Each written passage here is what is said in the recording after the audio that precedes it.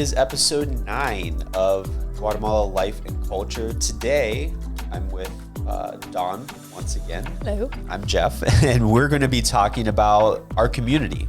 So we've gone through a lot of information. We've talked about what life is like in Guatemala, the history of Guatemala, education, health, how and why they come to the United States. And now we're going to talk about, once they're here, what is life like? Yeah. So people often ask, how many Latinos or Guatemalans do we have in Tuscarawas County? Do you know the answer to that? We kind of do. Do we know? Yes. So the backstory to this is in 2020, the 2020 census, there was a lot of effort to reach the Guatemalan and Latino communities. Right. And, myself and others were a part of that. And, we started meeting at the end of 2019, planning for that, kind of our game plan. And then this thing called the COVID-19 hit. The Rona. And so to think about doing a census in the middle of COVID, it really didn't allow for maybe the most accurate information, because two things. When you think about an immigrant community who might be living in a little bit of fear of immigration. Yeah. One, social contact in general was frowned upon. Nil. Two, knocking on these immigrants' doors is probably not going to lead to a lot of opening of doors. Gosh. And then once they're opening the doors, asking who all lives in the house, what are the ages? Really it kind of seems a little intrusive for people that might be afraid of what that could lead to. Yeah. Right? Yeah. Probably wouldn't have much success there. Yeah. So all of that to say, our 2020 census results came into Tuscarawas County having about 4.2% Latinos. Latinos, correct. Yes. That's about 3,900 Latinos in the county. Well, for anybody, and for reference, Tuscarawas County has 93,200 people in this 2020 census. So I think anybody would safely agree that that number is higher than 3,900 people. From 2020? Yeah. Yeah. So the downtown New Philly area, according to the census, was 23% Latino, Hispanic Latino. Yeah. Makes sense. But in our local school districts, we have well over 500 what's called ELL, or English Language Learner students, reference our education episode. Yes. Yeah. I heard recently too, so now in 2024, that New Philly schools is around 30%. That is not Latino. That number is 30% English learner status. Or I could be correcting myself, and it's one of the two. But either way, for our community, it's pretty much one and the same. Like you could have other languages represented. But I mean, and then there's the there's the population that is not under an English learning status, like they were born here, they're of Latino heritage. So, but that is a pretty high number. Yeah. And yeah. And another way to put that in perspective is, since 2010, out of all of Ohio counties, Tuscarawas County is third in the state of Ohio for the greatest growth in Hispanic or Latino residents. Wow. So since 2010, Tuscarawas County Latino growth is 124% since 2010. That's a lot. Yes. Yeah. That's a big. Absolutely. That's a large amount. Yeah. So having that number of Guatemalans in our community obviously leads to some visual changes out there. Yeah. So you're going to see some tiendas, which is Spanish for store. Yes, it is. You're going to see many of them. Yeah. Obviously we talked about in the previous episode, just people dressed a little differently. So it's noticeable. And one of the things with the tiendas, you're going to I'm sure anybody watching or listening to this has seen a tienda. Yeah. I would encourage you to walk inside one of them. They welcome it. Have you been inside one? Yeah, yes. That's the question. Yeah. They don't frown upon it. Mm-hmm. Like, they'll welcome you into the store. Yeah. There's very good food. Several of them actually have like restaurants inside of them. There's this one in particular that if you're looking at the graphics, Guatemala, located near the fairgrounds. I think it's a pretty visual landmark, or it's a landmark that, the tienda, by the fairgrounds in Dover. Yeah, literally right across from the new Red Barn entrance. Yes. That one, you feel like you're walking into Guatemala because it has a little like produce section in the front. It could have changed by now, but store produce, like mercado feel. And then there are, like, past the aisles, tables that you can sit down and order food from in the back. And it's like you're all in one-stop shop. Clothes is another section. And it really does. It's very authentic. So I having been to Guatemala before, and you as well, you know what it feels like, and it legitimately feels like you've stepped into Guatemala. So it's pretty cool. Yeah. And these are small businesses that are all, legit, and they're contributing to our community. So, it still amazes me. And I think it's kind of like the elephant out there in the room of, when you have all these little tiendas like this, how in the world do they all stay in business? Right. Even overseas in Guatemala, you have like 15 tiendas go around on a block corner, but they all. But here's the deal: they all have something unique inside of them, and to where maybe the other tiendas don't have it. But also going to the culture of the mountains, the aldeas. You're gonna go to the little store that's close to you, so they're kind of like neighborhood stores. Right. And the things, they're like your local convenience store. I mean, kids after school snacks, sodas, medicine, toilet paper, like all the necessary things that it's all there. It is. And another little history snippet for our community. Love these. Yeah. So there's a book called Tuscarawas County Memories. And I was looking through this book one day, and I kind of paused and was kind of surprised to see that there's a full page photo of a class from 1908. There was a Mexican school in Rakersville. And it's a picture of Norman Peters, the teacher, with his Mexican students. And it was called the Mexico School. And they're holding up a little chalkboard in the photo. This group of students says Mexico School 08. 1908.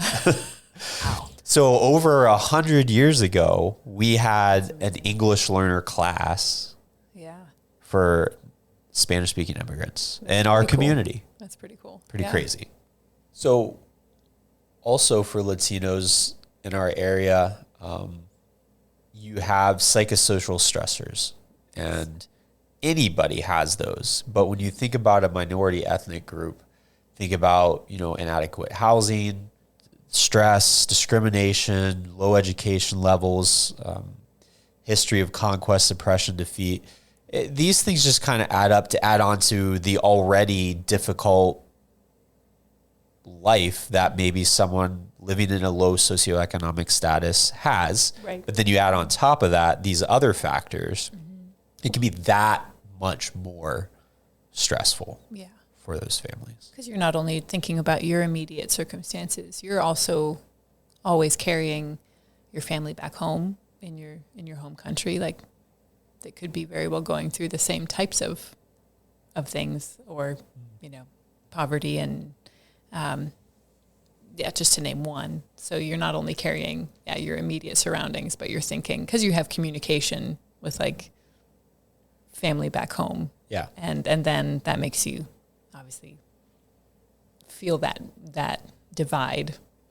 Yeah. And so many things. So Dawn, why don't they just learn English? What's wrong with them? Like why don't they learn English? You mean they're living here? They should have learned by now? Yeah. Kind of thing. Why not? Yeah. Huh? So listen, English is hard. I'm sure anyone listening to this podcast realizes that we might not have a grasp on the English language. Right, yeah. But the amount of times that someone has come up to me when they know that I've learned Spanish, that it's almost like verbatim, put money on it. This is the response from the person is like, oh, I took Spanish in high school. Yeah. Oh, yeah, for sure. But I never stuck with it, right? Yes, every time. absolutely. Yeah. Every time. And the thing is one, I don't think languages are taught well in the States. Yeah. Because, well, I don't want to get any Spanish teachers or foreign language teachers mad at me, but we love our Spanish teachers, but yes. We do. Yeah. There needs to be a focus on just communicating. Yeah. That grammar stuff can kind of conjugations can wait. Yeah. But, and it's, yeah. I was homeschooled as well. So I'll always say, yeah, I had quote unquote 4 years of Spanish because it was a book and a CD-ROM, and that was my Spanish class because I taught myself, and I did Rosetta Stone. So yeah, there was no one teaching you. There was just trying to get some exposure, right? But yeah, often it's the whole foundation of like, this is the language in general. This is how it's set up. This is how you conjugate the verbs and whatnot. But actually practicing. Yeah. But whenever you get thrown into a country, you and I both been in this situation. Yes. Where you're thrown into the country and there's no other way to communicate but figuring it out. Oh yeah. Yeah. Rules, you learn so much faster, right? You don't care what the sense. Conjugation is. No. At that point, you just want to get your groceries. Yes. Speaking of which, when I went to Spain in high school for a high school Spanish club, I ended up ordering at a McDonald's and ended up with 6 hamburgers. Oh, what a shame. Yeah. They were, right? I wasn't too disappointed about that. Them with? But yeah, definitely wanted one. The very first thing that I don't know what the very first thing I said in Spanish was, but what I remember was just like having zero understanding of what the words were, right? Like meeting someone, and I was with other people who spoke English and Spanish, and they were like, okay, say your name. And I was trying to repeat after them, and I just said, tu nombre es Don, which is your name is Don. But they got it. But it didn't make any sense to me. I had no idea what I was saying. Like as far as rules, but they knew or what like you were saying. Words. Sure. Absolutely. Yeah. And that's what I try to encourage people.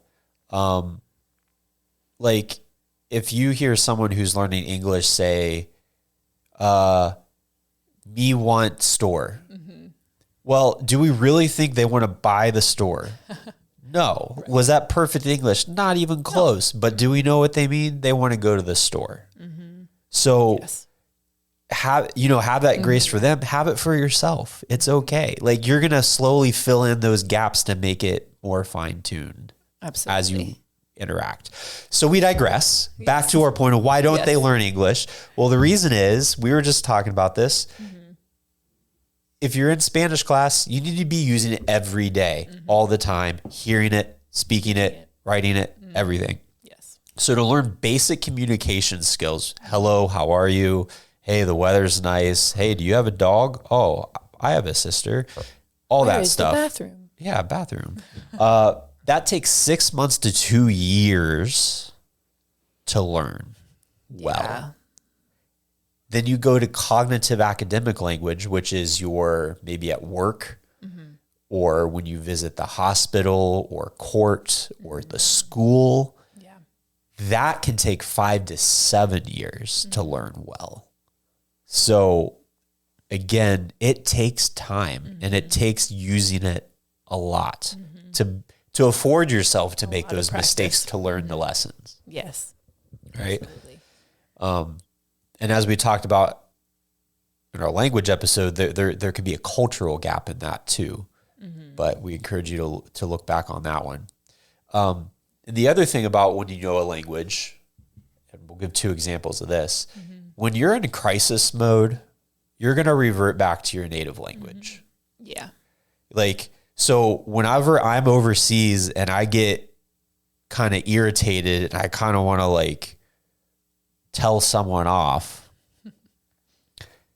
boy, do I wish I was like even more fluent in whatever language that was. Cause I'm like, if they spoke English, I could really let them have it right now. But even if I know a little bit of that language, it's not going to have the same effect, right? So in crisis situations, example number one, car accident. You're in a car accident. You don't know English well in the community. You know, you're Guatemalan in the community. Right. Yeah. Law enforcement shows up. You know, obviously anyone's kind of shaken up, no matter how minor that is. Right. Yeah. Your body kind of feels it, right? So even if you know that basic English, the minute you're in that situation, it's going to kind of go out of your head. It's going to be a lot more difficult to remember the language to be able to speak it. And when someone is speaking to you in a way that is probably a time constraint of like, I need an answer fast. Yeah. And like put ourselves in those shoes. If you just change what you're saying a little bit, your brain can just play tricks on you. You're like, I thought I knew what they were saying. Now I'm not so sure. So keeping it simple and not just like, well, they didn't get that. Let me change it a little bit and say something else. Like, it's not always the best trick. When it's like those games, if anyone's ever played those, where it's like you have 5 seconds to list 3, so stressful airports or whatever. It's like, if you give me 20 minutes, I could do that easily. But when you need to do it now, you're exactly what you said. Your brain just doesn't function well. Yeah. So on kind of a more minor note, so you can even say the same thing in a school. So you have a kid, let's say a 3rd grader, who can speak English really well, actually just got sent to the principal's office for speaking too much to his friends in English. Yes. Goes to the principal's office. Boom, crisis situation. You're in this office, you're in trouble. Principal starts talking to you. I mean, they could be super nice, but still, then that ability to formulate the language might be more difficult. So it's not always they're trying to pull one over on you. Exactly. They might not be able to come up with the words that they would, even though they just got in trouble for speaking too much in English. So it's just something to keep in mind. Like, someone's not always pulling something over on you. And it's always like if you've been in that situation where you do feel like constrained by, I wish I could communicate and express myself fully to the level of understanding. Like, you could explain where the bathroom is, but maybe something more complex that's a conversation. It's not seen as a like, oh, well, they don't understand as much as I thought they did. They need help. It's just another level of that complexity of language. And perfectly legitimate. Yeah. Yeah. And so there's this meme that says, I know I sound like I'm 3, but I'm actually an adult in my native language. And I think that it's funny, but it's so true. It's easy to sound stupid, right, or uneducated whenever you're speaking in a different language, but they're not. Yeah. They're not. And I will add that I don't think we said this yet. No, that understanding a language, speaking here's the other thing that people say after they say, oh, I took 5 years of Spanish or whatever, but I don't remember a thing. It's like, yeah, that happens. A lot of people say, oh, I understand it, but I understand a lot, but I have such a hard time speaking.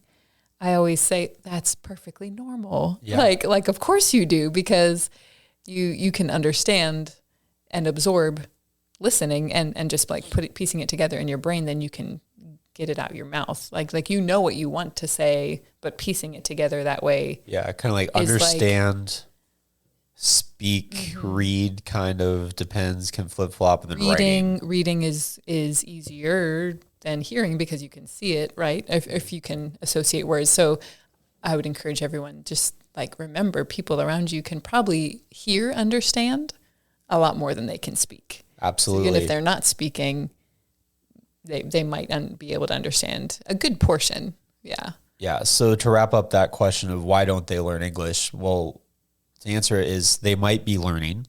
We do have several adult ELL or English language classes that pop up throughout time and throughout the community.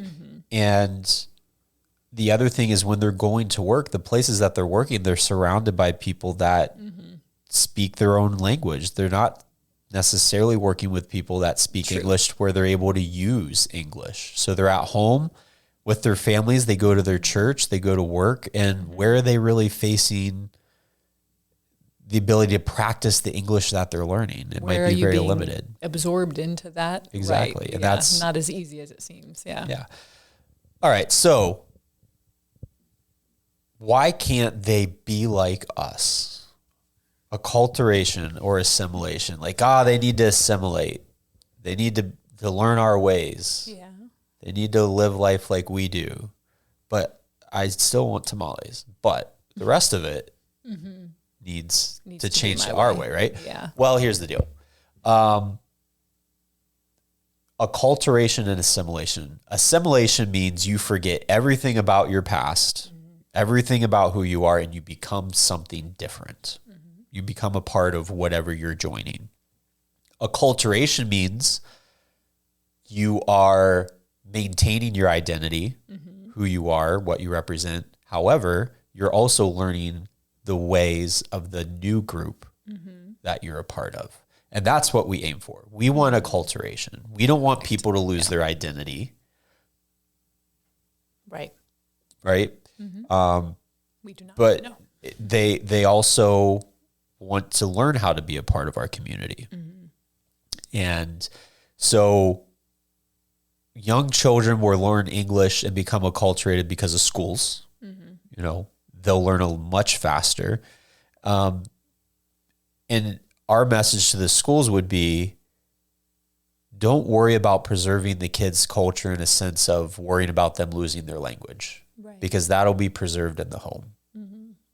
Right? Which is also, I mean, to a degree, it is difficult to fully keep both. Or, I mean, the foundation is always there, But there are older students where I have heard parents say it is this interesting dynamic where the student is more American because of how they've been acculturated in school so well that they're more comfortable with English language, with other practices, I guess, but mostly just the language piece of speaking Spanish or another language. Obviously, the less you practice it, the less you use it, right? The less fresh it is. But yes, they will, most likely parents are using it a lot at home, so they're definitely getting exposure. So that, and again, that goes to the acculturation of maintaining that. But there's a quote from the book, The Ungrateful Refugee by Dina Nayeri. And the quote is, "We need each other to make a community. The immigrant can't transform by sheer will." And I love that quote because it goes to acculturation, and it goes to say, you hear people saying they want these immigrant groups to be a certain way, but yet they're not willing to help that immigrant group know how to become a part of that community or know how things are done. So one of the ways that to accomplish that is everyone has to step outside of their comfort zone. And from ourselves and organizations that we've been a part of, one way to do that is to expose the families to things that are time-honored traditions in the community, right? So one of the things is the Cleveland Guardians, right? We were able to take a group of boys up back when they were the Cleveland Indians. Guardians gave us group tickets. We went up, and that was the first baseball game for like 9 of these boys, Guatemalan boys, all of them born in the States. And now they have context. They know what it's like to go to a baseball game. They see people with their same last names up there on the scoreboard. And then now when their classmates talk about the Guardians or baseball, they now have a reference point. Right. Yeah. Ice skating, any of the fairs, all these sorts of things. Like we as a people, as members of this community, can help the new members of the community be a part of that because they might not know how. I know like when I go visit another country, I have no idea what I'm doing half the time. Yeah. Yeah. And I rely on my local hosts to show me the way of the people or the town or the community. And when I'm talking like, I'm not talking about like, you know, vacation type stuff. I'm talking about living with the people in the community. Yeah, not touristy stuff. Right. That you kind of dictate your own thing. But this is like, if I really want to learn what life in Guatemala is like, I'm going to go stay with the family and then I'm going to go do whatever they have me do. And then I come back and I know now. Right. Yeah. Right. Trips like going to the beach, you know. I was trying to think of another group one. And so exactly Dawn, what we did. A group of our friends, we actually went with a couple Guatemalan families down to a beach a couple years ago now. Down in North Carolina. And what was great. It was a great experience. We had a house. And so a couple cultural snafus happened, right? Mainly surrounding food. Right. And so one of the instances when we're at the beach house, it was a Saturday. So I graduated from Ohio State and this was a Saturday in September. And so obviously the Ohio State Buckeyes were playing Oregon. So if any of you really want to timestamp this episode, you can go research when this was. And, so we were going to grill some hot dogs and have a little kind of tailgatey type food for that day. It was our last full day there at the beach. Oh, it was. And so we went out. I forget what we did. Whenever we came back to the house, our Guatemalan families decided to make lunch for us. Yes, they did. And it was super nice. Yeah. But it wasn't something that I was really looking forward to. Our hot dogs were gone. Yeah. And they were now in this like egg. Yeah, it was like some sort of brunch, scrambled eggs and, little chopped up hot dogs that, I used to eat with macaroni and cheese type of meal, but we had a plan. Yeah. And now our plan was thwarted and we had already been to Walmart probably several times throughout the week for more food and more supplies. So yeah, that was a bit of a hiccup and I don't remember what plan B was. Oh, I don't think there was one. No, but the one we were in charge of, like we were hosting the families and giving them this experience of a typical American vacation, right? East Coast vacation. And there was one day where they offered to make food. And if you compare our meals with theirs, like the abundance, like they go above and beyond. We were put to shame. They start from scratch. They are making the salsa by boiling tomatoes and peppers and like then pureeing it and then like everything from scratch for us, and there were so many leftovers and that's just how it's done. You have an abundance. So yeah, there were definitely a lot of good cultural experiences shared by both parties. Yeah. And we tell that story just to show you like the acculturation, right? It was an American thing to show, this is the type of a typical American vacation to the beach on the East Coast. Yeah. But within that, there is some Guatemalan culture and it was fine. Yeah. It was different than maybe we had planned, but when you have that mixture of things, that's what makes things special. That's what makes the United States. Yeah. Not to get all sappy, but sure, that's the cliche, right? Pot. Yeah. So just if you try to be like, no, that's not the way we do it here. Not just for like that vacation, but anything in our community, you're really going to kind of turn them off and they're going to lose their identity and they're probably not going to want to listen to you anyway, to be honest. So we also, in our community, there's been some projects that have been done to kind of show that Guatemalan culture in our community. And so one of the things that was started by the Tuscarawas Arts Partnership and myself several years ago now was where Latino students in grades 6 through 12 would do a different art medium project and camp each year. So the first year we had a mural project, which can now be seen in downtown New Philly on the side of the Mad Bros building.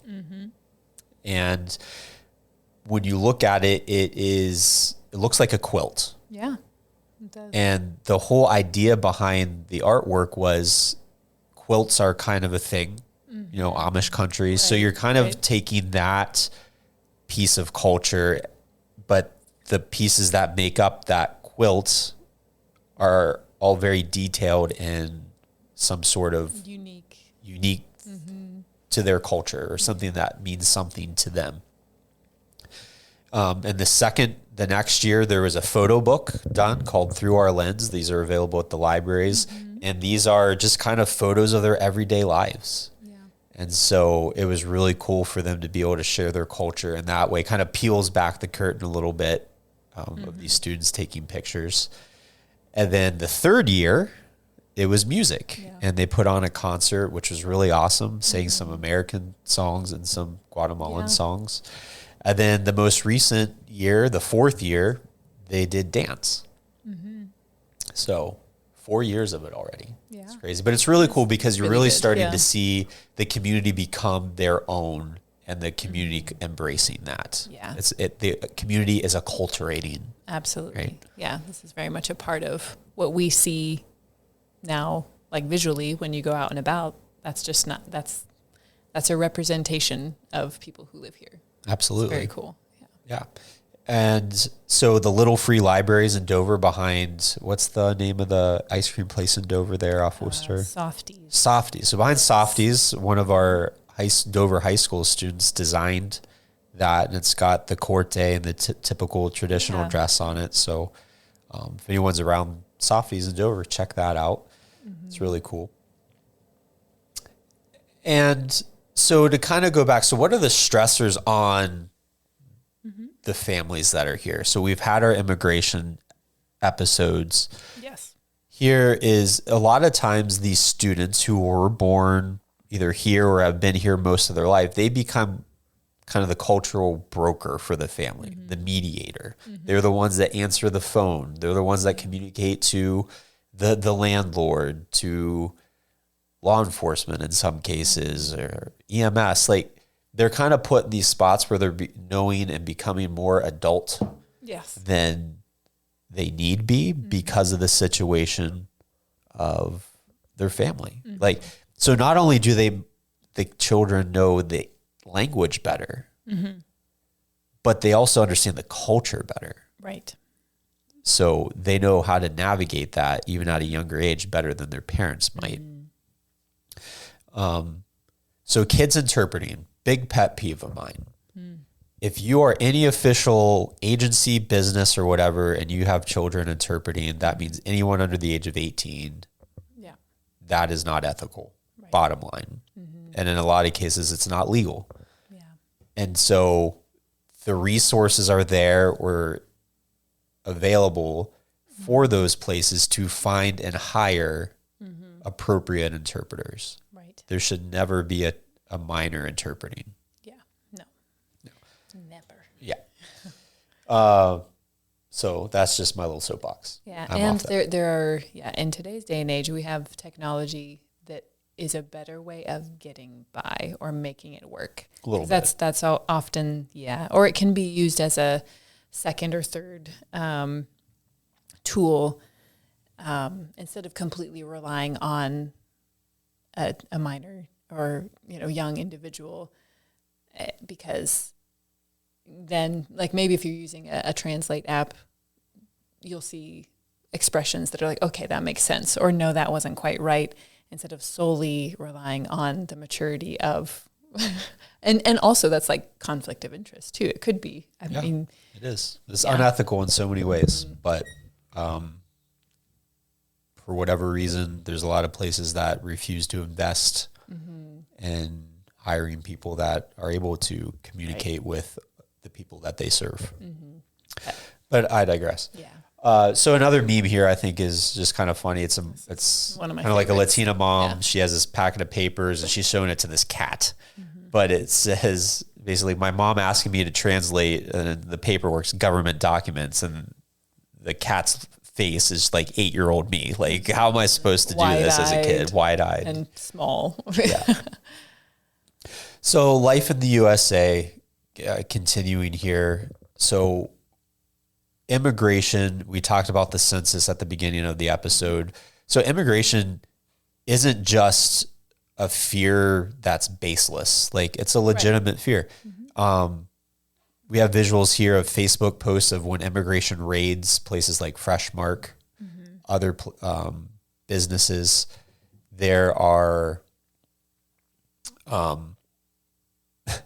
haven't told this story in a while, but back in 2017, there was this big political push to have a day without an immigrant. And the whole purpose politically behind it was to show how much immigrants meant to the United States. So there are certain political groups like promoting like, stay at home, don't go to work. We want to show how much immigrants mean to our country. Yeah. Well, our local Guatemalan population, majority, again, not all, they actually took that as through the news that they heard just through social media and stuff, because there's no legit news source for our families here in their native language.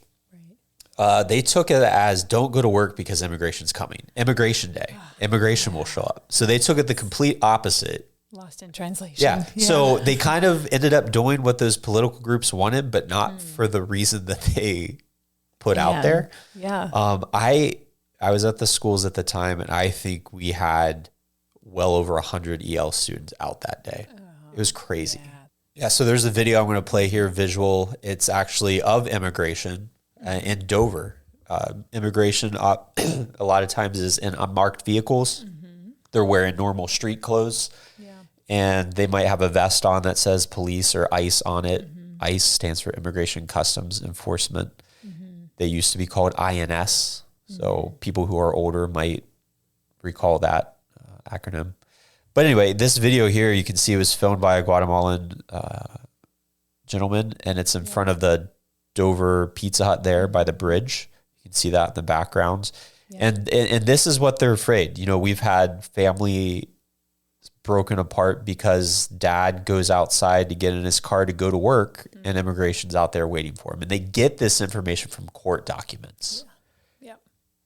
They're not legally allowed to get any information from schools or churches, but they can get the information from court or public record that's out there. So again, when you go back to the census and you're saying, you live at this address, this is your name, not that those census people were going to do anything, but immigration, even though it was said that immigration was not allowed to use that census data, I mean, still, if you're in that situation, do I really trust it? So this next thing here is a screenshot of text conversation I had. It was U.S.-born kids at home. Their parents were at work. Parents were Guatemalan. And they're just like, Jeff, what's up? And they said, you know, the police are outside our house. We are all alone with our siblings. My parents are at work. I don't know what to do. I think my dad is home. And I just responded, call me, because it's a lot easier to talk than do that. And then they said, I can't answer. I will make noise. They opened the window. Jeez. Well, when she said they opened the window, I think she meant her siblings, not the police. Not the police. Yes, that is. And then she ended up sending me a picture and a video, which you can see on here. And the picture is just of local police department outside. And basically, to make a long story short, they were there for the neighbor. It had nothing to do with it. But it just goes to show you the fear, whether it should be there or not. Like, the local police departments can't do anything they can't deport people, right? No. They're not looking to deport people, the local police departments. But for the youth and families, sometimes they have trouble with that line of understanding that. Absolutely. Yeah. And I've made a couple home visits with our attendance officers or the resource officer, with the attendance director from school, making home visits, and basically well, no, they have invited me to go along with them, and I strongly encourage it, to see a familiar face, because then you can try to bridge that gap of this officer is here to check on you to see if you're okay. And from that point forward, and then you've created a bridge. Start from there and see, oh, okay, yeah. And even, recently there was, family had obviously moved. We just didn't get any withdrawal information from school. They just so far been absent and made the visit. And we could clearly tell the apartment had been vacant, so it wasn't just they just disappeared. They've probably just moved over the summer. Absolutely. And the neighbor heard the knocking on the door and opened it up, and here it was, a former student of mine from 4 years ago. And so I give him props for opening the door, because he, probably saw there was an officer outside. But as soon as he saw a familiar face, it was like, oh, can you help us out? And then going from probably your initial reaction of what's going on, I'm in trouble, to do you know if they're home? That's it. We just hope they're safe. We hope they're okay. So yeah. And another quote, this is from Undocumented Immigrant Youth, dated 2017. It says, "Fear is not limited to government officials and police officers. Many undocumented aliens," which I do personally hate that term, aliens. It's a bad but anyway, one. Yeah. "Many undocumented aliens have at least some anxiety about all strangers, along with acquaintances such as fellow students, teachers, coworkers, and neighbors." So even if you're friendly, it's still going to take time. Yeah, Slow is absolutely. fast. You have to build that trust and that relationship up, and you will get there. But on both sides, you can't be offended by a seeming distrust, no matter how friendly you are, because that's just there. And you can see a picture here of a local New Philly police officer during Halloween time with a couple Latino kids dressed as police officers with him. So Very it's pretty proudly, cool. yes. Very proudly, yes. And side note, or not side note, just a tidbit on that. We have a mutual friend who actually plays the bass at our church, and is an officer himself, who often just works, fairs, different public events.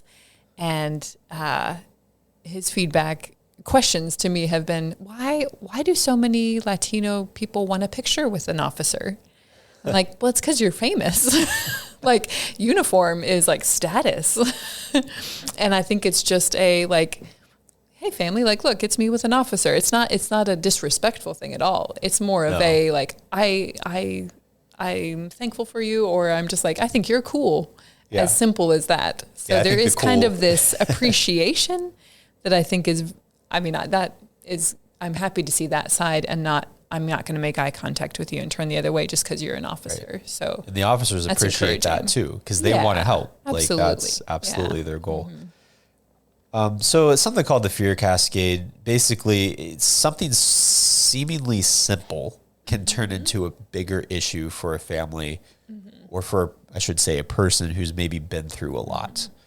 Think of Julio, the guy that we referenced during our immigration episodes. Maybe he went through a lot on his journey to get here, and when he was in Guatemala, and he's finally here. But this fear cascade, basically, it goes from your senses. So maybe you hear someone screaming. Most of us would be like, oh, that's weird. But maybe Julio had heard something screaming on his journey, and that leads to, oh, this is a dangerous situation, to feeling helpless, to feeling rage, to breathing fast. And all of a sudden, they're physically feeling the effects of that. Or it could be seeing a police officer, even though that local police officer means no harm. Maybe the officer that they ran into in Guatemala or on their journey up through Mexico was. Absolutely. And that leads to the feeling, I can't do anything, or just kind of, that's called the fear cascade, just dominoes, one thing after another, which on the outside, it might not make sense. And to them themselves, it might not make sense, but it can affect them. So we'll kind of wrap up with a couple quotes, which I think kind of bring together our community. And one is Benjamin Ferencz. I hope I'm pronouncing that correctly. He was one of the last living Nuremberg trial prosecutors after World War II. And so during the Nuremberg trials, he was the principal trial lawyer for the United States when the Nazis were being tried. And this is a quote that he had. He said, "My sister was born in the same bed I was later born in, same house. When she was born, she was a Hungarian. When I was born 18 months later, I was a Romanian. It doesn't really matter what you call the country. What matters is how you treat the people in the country." So I think that's just a great quote of going back to labels, right? Yeah. And you can agree or disagree with people's decisions, how and why they come, how they choose to live their lives. But in the end, they still are a person. And if we really want a community that thrives, we have to be willing to meet halfway. Is it a lot of work? Yes. Do people feel like that should be their responsibility? Probably not, but it is. Yeah.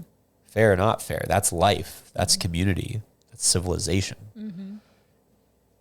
And so another quote by Gary Hagen, "When our grandchildren ask us where we were when the voiceless and the vulnerable in our era needed leaders of compassion and purpose, I hope we can say that we showed up and that we showed up on time."